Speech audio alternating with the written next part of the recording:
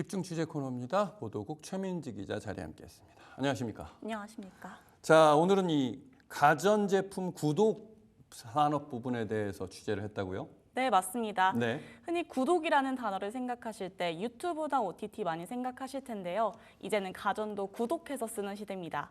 가전 구독은 단순히 말해서 가전 렌탈의 케어 서비스를 포함해 계약 기간 동안 매월 비용을 납부하는 서비스입니다. 이 가전 구독 서비스가 인기를 끌면서 관련 기업들이 현재 큰 매출을 올리고 있는데요. 그래서 제가 선택한 첫 번째 키워드는 캐시카우입니다. 네. 보통 캐시카우 사업이라고 하면 꾸준한 수익을 내는 사업을 뜻하는데요. 불경기로 인해 국내 가전시장 매출은 침체되어 있습니다.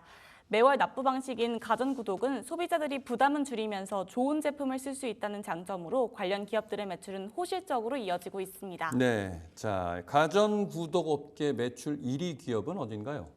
현재 가전구독 업계 1위는 코웨이입니다. 네. 코웨이는 전통적인 렌탈 강자인데요. 1998년 국내 최초로 렌탈 서비스를 도입해 30년가량의 케어 서비스 경험을 갖고 있는 기업입니다.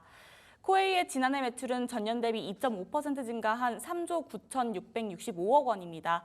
렌탈이 매출에서 90%를 차지하니 단순 계산해도 가전구독에서 약 3조 6천억 원 이상의 매출을 올린 셈인데요. 네. 지난 2분기 기준으로 매출 추이를 말씀드리면 5개 분기 연속 매출 1조 원을 달성하며 전통적인 렌탈 강자의 위상을 지켰습니다. 네. 그런데 요즘 이 코웨이의 강자 타이틀을 넘보는 기업이 있다고요? 네, 그렇습니다. 바로 LG입니다. 네. 네, LG전자는 지난해 10월 가전 구독 서비스를 본격화했는데요. 이때 처음으로 대형 가전 구독 서비스를 시작하며 코웨이에 이어 가전 구독 업계 2위를 차지하게 됩니다.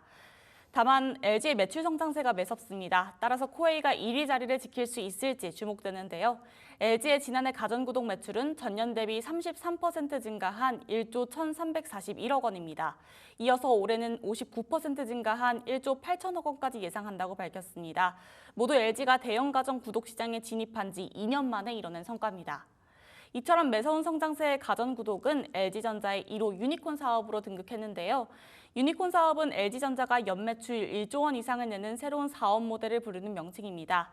지난 8월 열린 LG전자 인베스트 포럼에서 웹OS, 칠러 등 신사업 중에서도 가전구독은 1호 유니콘 사업으로 등급하며 LG의 새로운 캐시카우로서 자리매김했습니다.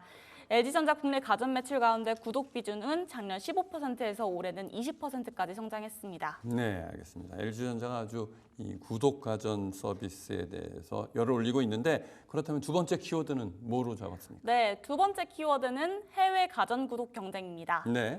국내에서도 1위 자리를 두고 경쟁이 치열한 코웨이와 LG지만 이 양상은 해외에서도 격화될 전망인데요. 네. 최근 LG전자가 가전 구독 시장을 해외까지 확장하겠다고 선언했기 때문입니다. 네. 그렇다면 우리나라 이 가전 구독 해외 진출 현황은 어떤가요?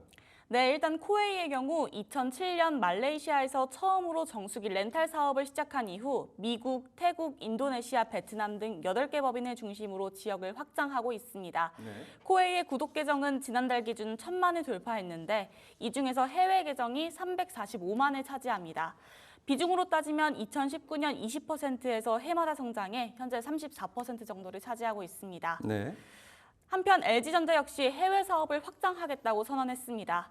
지난 7월 LG전자 2분기 실적 발표에서 김익원 LG전자 상무는 한국 시장의 사업 경쟁력과 경험을 바탕으로 해외 구독 사업 확대를 실행하고 있다고 말했는데요.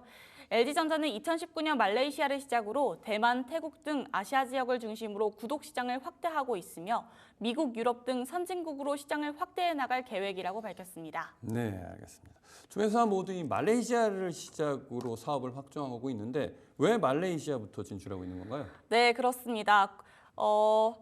일단 네. 네.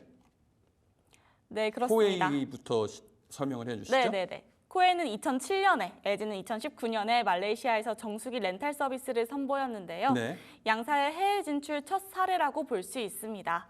업계 관계자에 따르면 말레이시아는 수질이 낙후되었지만 동남아 국가 중에서는 국제적 수준의 금융 인프라를 갖추고 있어 매달 비용을 지불해야 하는 가전구독 사업을 하기에 안정적이라는 입장입니다. 네, 그렇군요.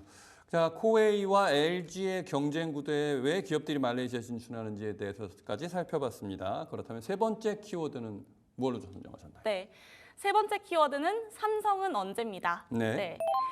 삼성전자는 아직 가전구독 서비스를 시작하지 않았습니다. 다수 매체들에 따르면 삼성전자가 이번 달 가전구독 서비스를 시작한다는 보도가 이미 많이 나왔는데요. 네. 하지만 아직 삼성전자 측의 공식적인 입장은 없습니다. 네. 삼성이 그러면 이 가전 구독 사업을 하긴 하는 건가요? 네, 삼성전자의 공식적인 입장은 없지만 네. 공식적인 자리에서의 발언을 통해 삼성이 곧 가전구독 사업을 시작한다고 시장은 예측하고 있습니다. 네. 이파 2024에서 임성택 삼성전자 부사장은 구독 서비스에 대해 다양한 방안을 검토하고 있고 아직 말씀드릴 단계는 아니라며 조만간 말씀드릴 수 있는 기회가 생길 것 같다고 답했습니다. 네. 삼성전자 가전의 수익성 제고 측면에 있어서도 구독 서비스는 매력적인 선택지인데요. 삼성전자 가전사업부의 지난 2분기 매출은 전년 동기 대비 34% 감소한 4,900억 원 정도입니다.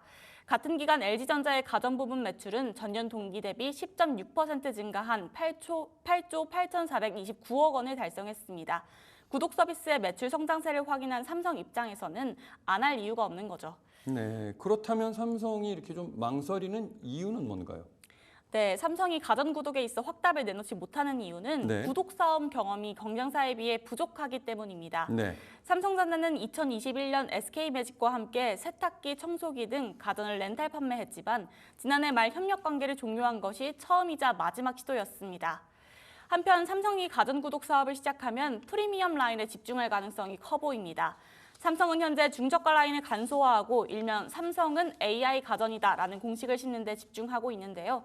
한종희 삼성전자 부회장은 이파 2024 기자간담회에서 가전에 변화를 주기 위한 신기술을 찾아 제품화하는 데 역점을 두겠다. 올해는 AI의 원년이라며 개별 제품에 AI를 탑재하는 것에서 더 나아가 사용자에게 맞춤형 가전으로 거듭나겠다고 밝혀 AI 가전 강화 기조를 밝혔습니다. 네. 삼성은 가전 구독에 있어서만큼은 업계 후발주자입니다. 삼성이 가전 구독 서비스를 시작하게 되면 대형 가전 기업인 LG와의 경쟁도 불가피해질 전망인데요. 따라서 이미 매출 성장성을 증명해가고 있는 LG와는 다르게 삼성만의 차별화 포인트를 어떻게 설정하느냐가 중요해 보입니다. 네, 알겠습니다. 오늘은 가전 구독에 대해서 자세히 분석해봤습니다. 보도국의 최민희 기자였습니다. 수고했습니다.